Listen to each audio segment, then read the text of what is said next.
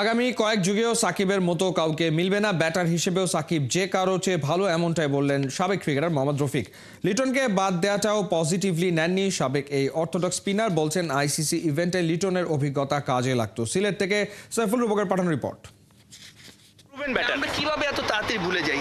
সাকিব কয়টা বিশ্বকাপ খেলেছে, বাংলাদেশের কয়টা প্লেয়ার খেলেছে। ম্যাথিউসকে সময় উপযোগী টাইম আউট করা, বল হাতে জোড়া আঘাত, ভাঙা আঙ্গুলে প্রচন্ড ব্যথা নিয়ে 65 বলে 82 রানের ম্যাচ উইনিং নক। ব্যাটে বলে কাপ্তানিতে জান দিয়ে লড়াই করেই চ্যাম্পিয়ন্স ট্রফির টিকিটটা সেদিন দেশের জন্য কনফার্ম করেছিলেন সাকিব আল হাসান। বছর দেড়েক আগে দিল্লিতে ওয়ানডে বিশ্বকাপের ম্যাচে বাংলার সুপারম্যান ছিলেন অসাধারণ, অনবদ্য। অথচ দলটাকে যে আইসিসির আরেকটা ইভেন্টে তুললেন, তারই জায়গা হলো না টাইগার স্কোয়াডে। বোলিং অ্যাকশন অবৈধ, তাতে কি? ব্যাটার সাকিব যে কারো চেয়েই দুরন্ত, দুর্বার প্রমাণিত। সাকিবের ক্রিকেট ব্রেইনেরও জুড়ি মেলা ভার। বাহাতি জিনিয়াসকে দলের বাইরে রাখা মানে দেশের বড় লস, বিশ্বাস সাবেক ক্রিকেটার মোহাম্মদ রফিকের। ব্যাটসম্যান হিসেবে কি সাকিব আল হাসানকে আপনি চ্যাম্পিয়ন্স ট্রফির দলে দেখেন কিনা? দেখেন, এখন যদি আপনি মনে করেন আমাকে যে কোনো জায়গায় খেলতে পারে, হতে পারে যে না আমার আঙ্গুলে ব্যথা, আমি বল করতে পারতেছি না, হয় না মাঠেতে আঙ্গুলে টেস্ট ম্যাচ খেলতেছি বা ওটা খেলে আমার হাত ছিলা গেছে, আমি ব্যাটিং করলাম, তো হতে পারে। এখন আপনি আমাকে কিভাবে নিচ্ছেন ওইটা সবচেয়ে বেটার, সেটাই হলো আপনি বেটার। এখন যদি মনে করেন সাকিবরে ওখানে দরকার, তার মনে করি অবশ্যই দরকার, কারণ কি সাকিবের মতন প্লেয়ার আপনার নেক্সট কি বলে এক যুগে হবে কিনা সন্দেহ আছে। তাই আমার কথা হলো যে পর্যন্ত দিতে পারেন, তো আমার কথা হলো যে রাজনীতিভাবে যে সমস্যা হয়েছে রাজনীতিভাবে ওটা সমাধান করবে, বাট আমার ক্রিকেটের জন্য তো না।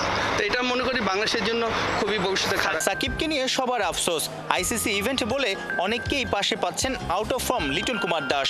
সবশেষ 5 ইনিংস এই সিঙ্গেল ডিজিট 50 এসেছে, তাও 14 ইনিংস আগে। অফ ফর্মের কারণে লিটন বাদ। অভিষেকের অপেক্ষায় থাকা তরুণ ইমন সেরা 15-তে।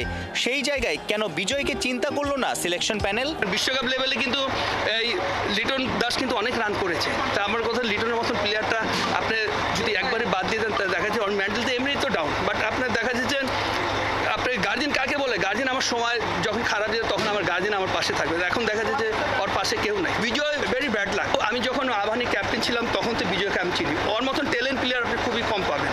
আপনি দেখেন যে আজকে যদি মুশফিকুর রহিম যদি ওই কিপিং কাম ব্যাটসম্যান হিসেবে খেলে, এখন তো কিপিং করে না, ওই ফিল্ডিং করে, তাই ওর তো বেটার উই। তা আমার কাছে কেন করবেন না? আপনি দেখেন ডোমেস্টিকে হাইস্ট রান করে, কয়েক বছর মানে কোয়ালিটি ব্যাটিং করতেছে। 2023-এ এশিয়া কাপের মাঝামাঝি সময়ে দলে যোগ দেন বিজয়।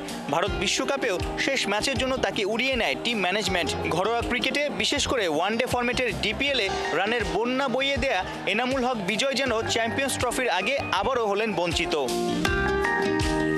সাইফুল রূপক, 71, সিলেট।